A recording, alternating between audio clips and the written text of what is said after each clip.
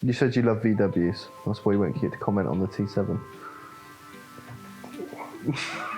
I just got to learn to love that thing. Anyway. So we're here today to bring a little bit of the darkness into the light and chat about some of the comments which I think we've got on YouTube and socials in general at the moment, and just run through a few of those, the good, the bad, the ugly, and sort of just have a bit of a chat and give a bit of feedback on some of the comments that we've got online at the minute.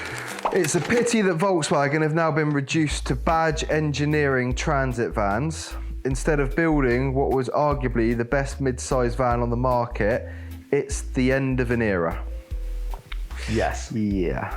Volkswagen's the T7 is a product which is mainly manufactured by Ford and is fundamentally a Ford Transit with some Volkswagen bits and pieces on it. I'm sure that they will be, we're certainly going to be working on them moving forwards.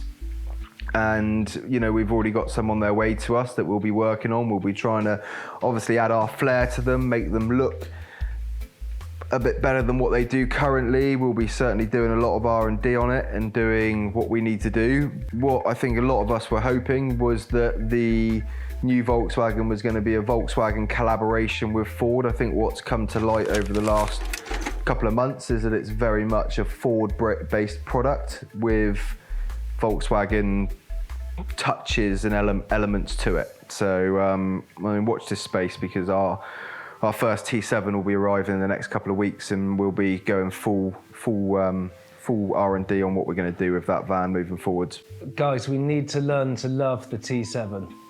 It's really important, because our community and our tribe of VW transporter folk that we are, this is a real test for us. You know, we've never been in this situation every model change that we've had before has been model change. You know, we were there for T5.1 to T6, which a lot of people turn around and went, oh, I don't like the look of the T6, but it was a Volkswagen core product to another Volkswagen core product. And now we're going over to the T7, which is getting a lot of hate. But I think that, I say it's important that we do get behind, we support that product, we support what it's all about, and I'm sure that, you know, in time we're going to start to, the products will start to come through for it, the R&D will start to get done, so a few of them will get built out and start to look nice. And we are going to make it look absolutely sensational, and I hope that in a year's time, dude, we're sat here on this couch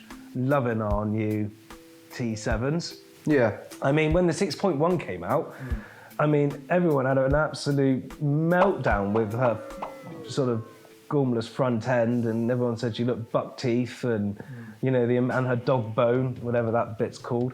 Yeah, a lot of people didn't like T6.1 when it was first launched. And now, you know, everyone loves them. Well, now it's probably the most loved version, because it's the, you know, the kind of the last of what is that proper iconic VW, which is hence, you know, our edition 73, which is kind of our send-off to the T6.1. But T7's a new era, you know, we've got to kind of embrace what that's going to be, and we'll work with it. There you go. That one said, love the shadow chrome. We love shadow chrome. Shadow chrome obviously looks absolutely awesome, but it's a love-hate relationship, because it's an absolute pain. So you love it. You hate it. I hate it, because I have to... We make it look good. He's got to fix it when it goes wrong. Yeah. Looks like £250,000. I wonder what van that was on. Hey man, that could have been a van that was £250,000. Oh, was it? Oh, that was £250,000. Oh, the satin black. Yeah. Bang on, good costing. Yeah. Right. Yeah. That van was epic though. That satin black van. It really was. VW fan. Absolutely stunning, puts my T6.1 Sportline to shame. Well done, guys. That is kind of partly what the ED73 is for. That is what it was all about, man. It was like, that's worth conversation. The last run of T6.1s. Actually, this is a really important one. This is massive, this is really this good. is like worth a proper bit of conversation. The ED73 was our last nod to the T6.1, where we didn't feel that Volkswagen had given that van the send-off that it deserved. They didn't give it a special edition Sportline, they didn't give it a special edition anything for the send-off for the T6.1. I could properly get on a soapbox about this. I feel like properly angry about the whole Sportline situation. I mean, with the T6, you had the edition. They done the edition, which was the last of for the T6 was signed off with the edition, you know. And Sportline, I got to be really careful what I say about Sportline. Because I don't have to be careful about what I think about the Sportline, because the T5.1 Sportline and the genuine Sportline were the freaking dog's bollocks. Those things were wicked. Yeah, they were really good. Then in 2016, it got changed to the T6 Sportline, where suddenly everything went a little bit less given a shit. And then it progressively I think that's when the accountants got involved. You know, the accountants got involved, and it was cut costs, and that came across on T6 Sportline, and unfortunately, even worse on T6.1 Sportline. Honestly, the T6.1 Sportline, if you've got one, I'm so sorry, but the quality and the fit and the finish of what they've done there for the amount of money they charge. Shame on that badge, because Sportline is such an important badge in our community. And what a lot of people don't realise is that Sportline comes into the UK as just a normal Highline van. It then goes off to somewhere, has all of its Sportline bits and pieces done on it, and it's just not good enough. It's just not a good product. I mean, it's not good enough, man. No, it's just not.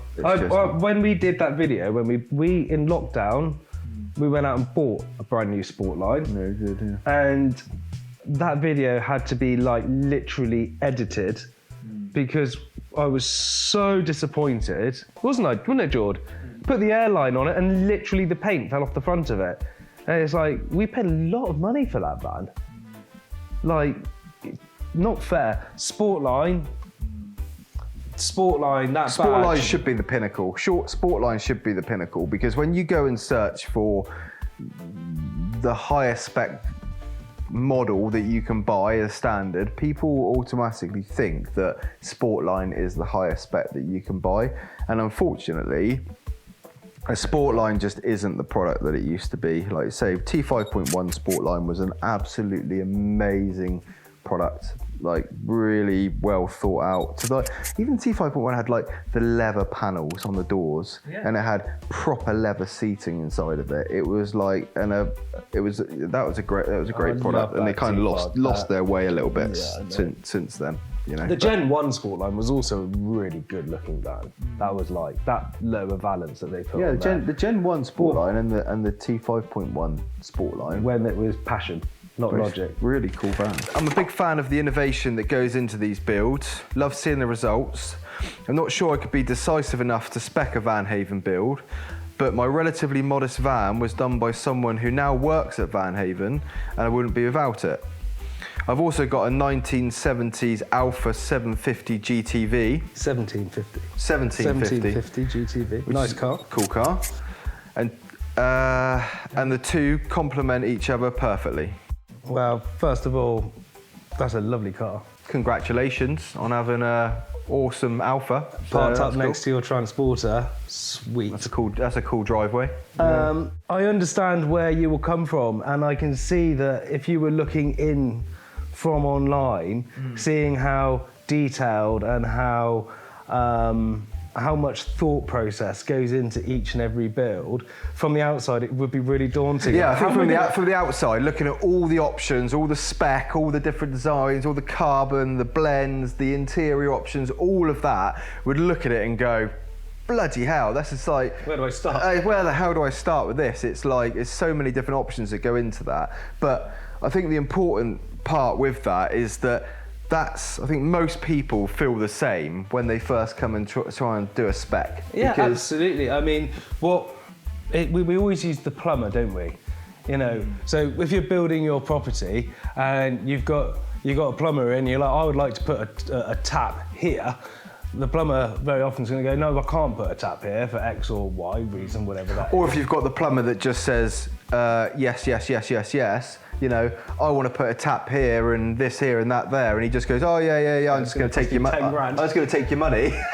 You go, yeah, okay, I don't want to deal with that guy because he doesn't give a shit about me. Whereas this is for us, it's about coming along with your thoughts and your vision on what you want to have, and then letting us take that and turn it into something which is going to work for you. We've got years and years of experience in doing what we do, and the team and the guys who you speak to know exactly what they have to do, and they will steer you and put you into a mindset of not just the usability, the tool for the job, but also understanding your vibe and how it's got to be executed. How it's got to work with your life. That's the thing. Ultimately, is it's taking the vision, the idea, what it is, what you want to achieve, and then going, right, this is the ideal base chassis for you, because we can select the right base chassis, and actually, this is probably going to be the right build for what you want to have, and using all of your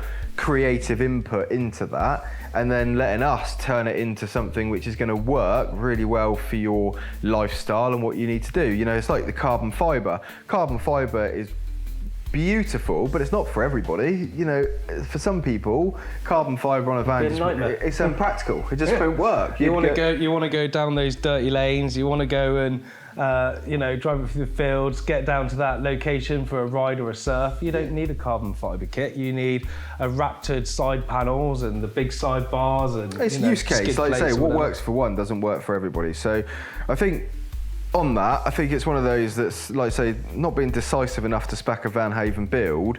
I think everybody feels that way, but ultimately it's about coming along with your ideas and your inspirations, and then letting us take that, run with it, come back to you with an idea and a suggestion of what we think is going to work, and then you ultimately, as the customer, turn around and go in, yeah, that's going to really work for me and aid my lifestyle, or no, you guys are fucking nuts. That's definitely not going to work for my lifestyle. Let's go back and have another go and it's using the experience, isn't it? You come and we can point you in. We often get it right. We do. So if you want to have a 1970s Alfa 750 GTV inspired van, we'll make you one. We'll make you one. ABP for show, VB for flow. That's a good comment. That is a good one. Do you guys retrim the original seats with leather, or do you buy new seats? Well, we trim the original seats, but we change all the foam. So we basically take the frame and remodel everything. And that's how we get those beautiful TTR-C seats and the TTR seats and our new GTC, the Grand Touring Comfort seat. So original VW seats, absolutely. And then re-foam them, retrimmed.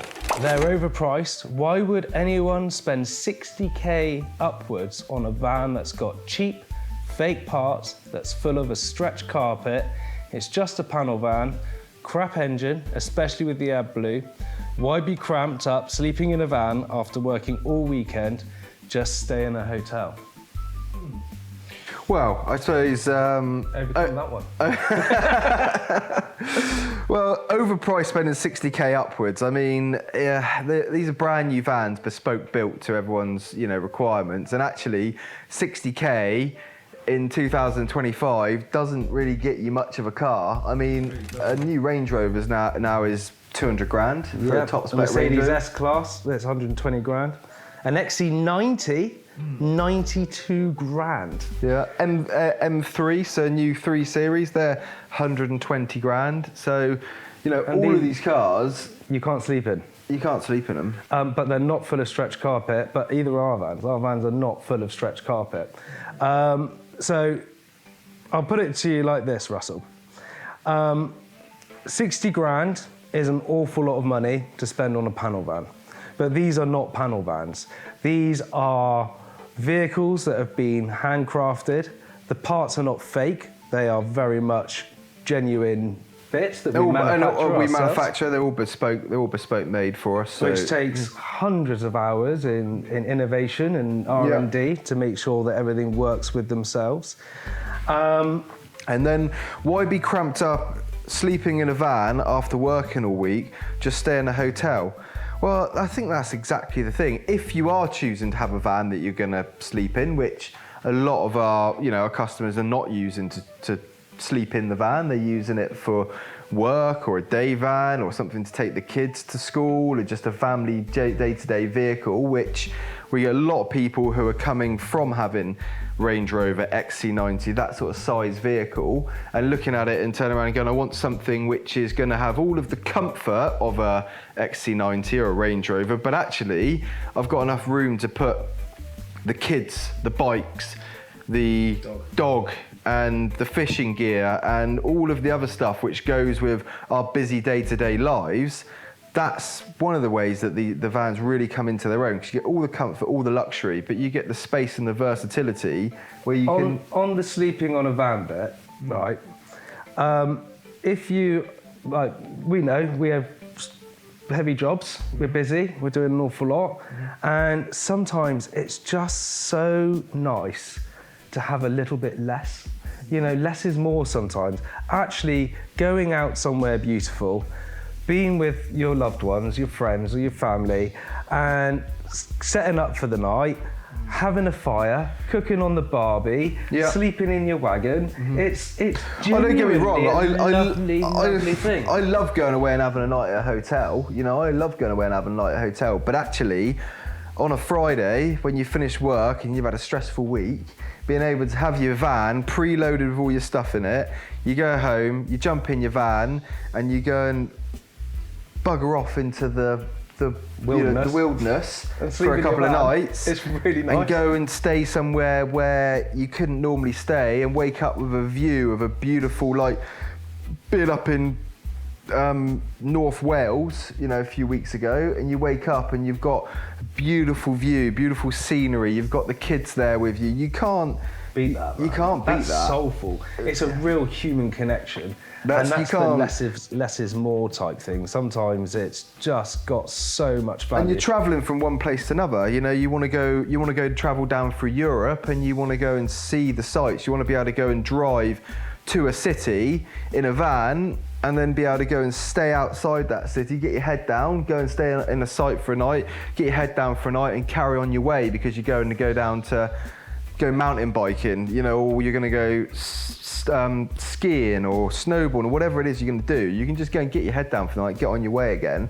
But if you want to then go and explore the city, then you've got a vehicle that's the right size to go, actually, I can go and drive around the middle of a city. So I think that, I suppose if you don't understand what it's about and you've never done it, you may be, from the outside looking in, you're going to look at it and go, 60k to sleep in a cramped van, you probably don't understand it. But I think maybe once you've gone and done that a few times, you kind of then go, it's just so soulful. It's worth every penny. Absolutely.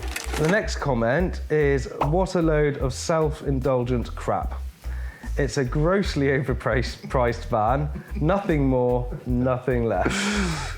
Right, okay, so I'd like to take the lead. Well, he hasn't beat about the bush. He's kind of gone straight in for, straight in for the way, you know, he feels. I don't know what van in particular that was that the comment was. That's the Edition 73. Is it? Lovely van. Which wasn't actually, there wasn't actually a van. Was that a combi? It was a combi, yeah. Yeah. So, it's grossly overpriced. I mean, that's relative. I suppose if you're looking at it as it's a van, but it depends on what you're going to price compare that to say it's overpriced. I mean, we all know that you've got T6.1, which is the last of the proper Volkswagen transporters now, which, you know, the value of those is going up and holding strong. You then compare that to, you know, new Transit, new T7, which has come out now, you know, and they're still at the similar sort of price point. The reality is you don't get any top spec van for less than 40 or 50 grand plus VAT. You then go and add to that van all of the carbon fibre, the custom paintwork, the suspension, the leather, the dashboard, the lining, the audio system. You know, all the hours that go into that and the R&D, and all of a sudden you go, right, well, that van now does everything that a high-end 4x4 will do, plus loads more. You go, okay, well... And for less money. It's a handmade, artisan-built bit of kit. And you can chuck the kids in it. You can go to a work site in it. You can go to a hotel with an evening in it. You can go surfing in it. and you can spend a night away. I mean, potentially cramped and, you know, not having fun, but you can go spend a night away in it. So you're doing all those different things in one vehicle. I think being self-indulgent, if you work hard and, you know, you put yourself through the pain, I think it's all right to be self-indulgent sometimes. I don't think that's a negative thing at all. I think actually that shows that you've got goals, what you're working for, what it's all about. Right, moving on. Well, I think you are quite self-indulgent and full of shit, Ollie, but that's just me. Everything after the T4 is shite. Yeah, well, I suppose that is just purely down to opinion, isn't it? But I do love a T4. Yeah. I think a T4 or any of those sort of generations of transporter are amazing if you're going somewhere with no time constraints. If you're going on holiday, where you're going, I'm going on holiday, and the moment I leave the door, the moment I leave my house, it's like I'm on holiday. If it takes me, you know, 2 days to get down to my destination, or it takes me 2 weeks to get to my destination, I'm having a good time because I'm out the door, then probably going in a T4 would be absolutely brilliant. I do like T4. Didn't the T4 have like a VR6 engine in it once upon a time? One of them did, yeah. One of them did have a VR6 That's engine. speedy freight. Yeah, it would actually. Yeah, you get there quick if you made it. Particularly hard question actually, because we love old V-dubs. Like, fundamentally love old V-dubs. It's a love-hate relationship. It is. It's a love-hate relationship. But, the T5, the T5-1, the T6, the T6-1, can't comment on the T7. They are definitely not shite. You said you love VWs. That's why you won't get to comment on the T7. I just got to learn to love that thing. You speak to someone who's got a 1.9 Gen 1 and someone who's got a 2.5 Gen 1. I mean, you could light up the T5 forum with a debate. I personally hate the 2.5. Yeah, you see, I love the power, but I don't like the noise. They sound like a bit rattly. Yeah, it was the 3 engine replacement warranties that we done back in the early days. You did have a bad experience with that. They are, but they are etched Sportline onto my memory because I remember how much it cost in replacement engines like years ago. True, but then I took that Sportline X, that 2010 dark blue Sportline X with a 174, and the guy put a huge remap on it to a wedding. Yeah. Driving up the M5 in that thing, honestly, I loved that engine. I'd take only for the 50 miles I had to drive it. I'd take the T4 over a 2.5. I'm probably more likely to get there. Interested in the ABT tune box? Do you sell or only available to config for vans you sell ourselves? We will sell the ABT tune box, but it comes with a disclaimer because most of our vans that we do are new, and that will invalidate your warranty. So, but we can supply and fit ABT tune boxes. These vans are absolute fire, but I wish they were available left-hand drive for the rest of Europe. They are, and people bring us their left-hand drive vans. They do, and we make them look absolutely awesome. It's just a matter of having a couple of weekends away to. Yeah, we can't supply left-hand drive, but we do a lot of conversions on other people's left-hand drive vehicles for them. Oh, it's a shame. Shane Waller. Detail. It would be wrong not to put a comment from Shane on, really, wouldn't it? It would be wrong not to. Building the best vans on the market. Thank you, mate. I genuinely believe we do, because we spend more time and more effort building the vans that's probably commercially viable, but we bloody love it, don't we? It's literally the meeting I had before coming into this meeting was with the finance director, and that's literally the sort of comments that they say is like, yeah, you spend far too much time to be viable on R&D and doing stuff the way that we want to see it done, but at the end of the day, it's a passion, man. We've got to spend all day doing a job. And back in day 2016, when we started putting stretch carpet on vans. Also, for me, I just couldn't think of anything more boring or anything worse than just doing the same thing, building the same van day in, day out, just because we can make it a little bit more money out of it. I mean, it'd just be horrendous. It's like going out into the workshop and seeing every single van is different, and every client that comes and picks up a van is different, and every build you look at is different, and knowing that no two vans are out on the road are the same, and then knowing each van and going, oh, that's Shane's van, oh, that's Ian's van, or that's sort of Ryan and Grace's van, because you look at it and go, oh, I can tell whose van it is. It's like that's and cool. they are known in as they go through build, workshop. as the vans go through build, they're not known as N419. It's known as being like Jordan's van or whoever's van it is, because that's really important. And actually the vans are different. What a van. This one's sexy ass van. So seems the last of the real transporter vans. Okay. True, we've already touched on that. Oh, look at all them hearts. Paul Wilson. Wow, I appear to be in love with a van. I know that feeling, dudes. Guaranteed to be driven like shit by someone who thinks they're in a sports car. Ollie, has this guy seen you out on the road? Clearly. Part of our kind of consultation is, how do you drive? How do you brake?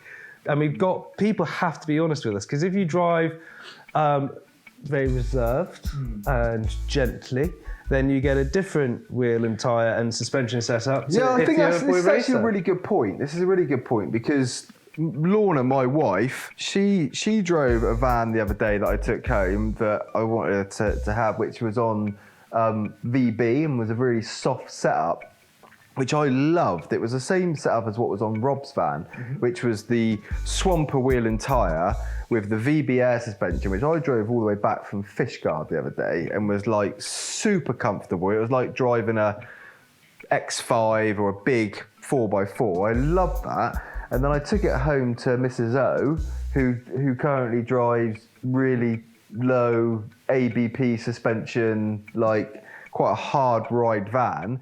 And I took that van home to Mrs. O, thinking that I was going to get the green van back. And she went, absolutely not. No way. I like my van. She likes it to drive like a sporty car, and she didn't like that soft. She is ride. also.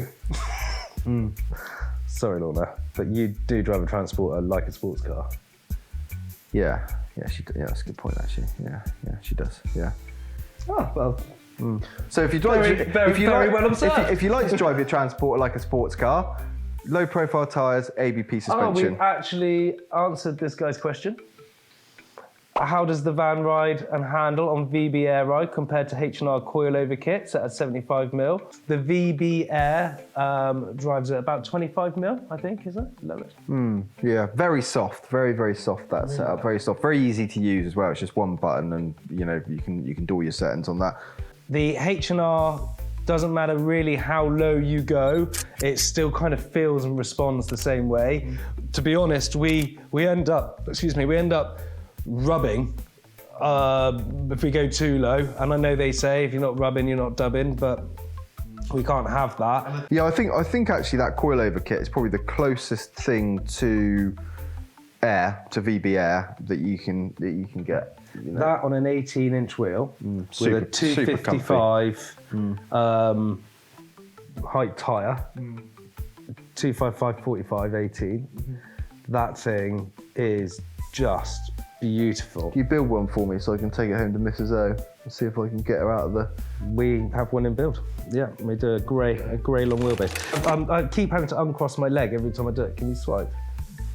Sorry, yeah, don't worry, I'll do that for you, Ollie. Anything else? Sorry, because I just keep doing this. I'm just literally getting that. Anything else? Yeah, do you want me to read them out for you as well? Is that all right? Yeah. Money, no object, and you can't buy an edition 73. Tell me the transporter, age, engine, and spec with your options that you, James, would buy to put on your driveway or in your collection. Oh, bloody hell, Ollie, you're putting me on the spot, aren't you? Yeah, go for it. T6.1, because I like the modern sort of touches and all that sort of stuff, and that's what we have. Me and Lorna, that's our vehicle, is T6.1.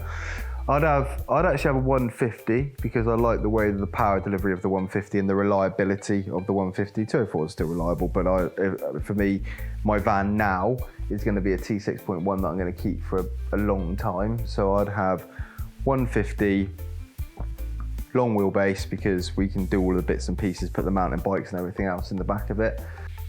You're just describing your van. You can't describe your van. This question was describe. Well, the reason it's my van is because that is my van.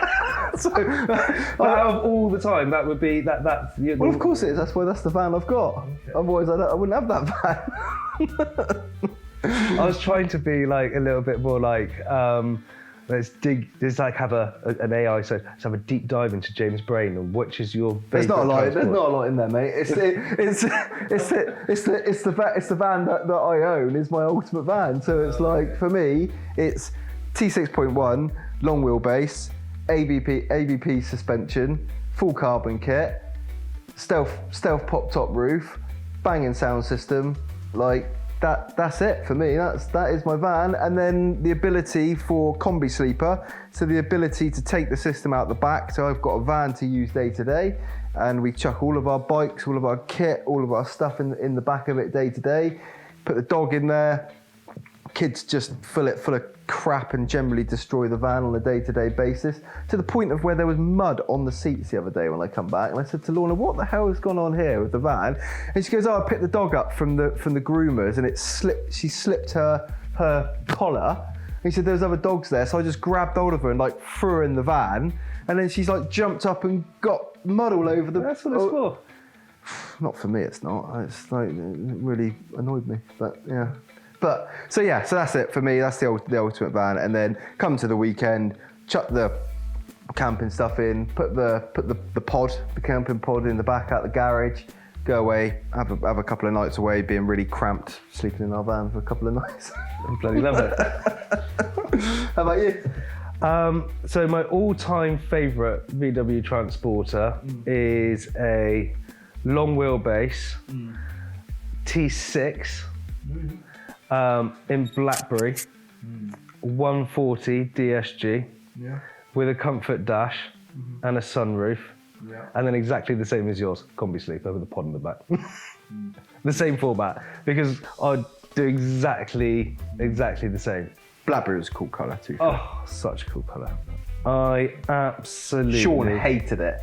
Yeah, it was an absolute pain in the arse to... Well, that's why I don't own one, because you have to like... I'm not very good at... maintaining it. The cleaning side in my life is... Worst colour to polish, that colour. Yeah, absolutely. Blackberry, absolutely the worst colour. So, so in synopsis, Blackberry T6 long wheelbase. Yeah, 140 DSG, but have a 150, like you, because it's just the best. Although I put an ABT tuning box on mine, because I'm a rogue rebel. You want a racing van. You want those racing vans. Oh yeah, with my massive swamper wheels, chrome sidebars. Oh, I love it. So yeah, in synopsis, we've done a few comments, which I think is quite cool. I've really enjoyed this, by the way. It's quite funny. I mean, the final cut, I'm sure, is going to be hilarious. But no, it's nice. It is nice. It's nice. It's nice to sit down here. We'll have more of the same in the in the other room. In this room. In this room. In this room or in this room? In this room. This room. This room's going to be the podcast room. I thought you were going to say the red room then. Isn't that? I thought that was just out by reception. Yeah, in the red room. Right. Anyway, thanks guys. Thanks for listening. Goodbye. Thanks for watching. Bye.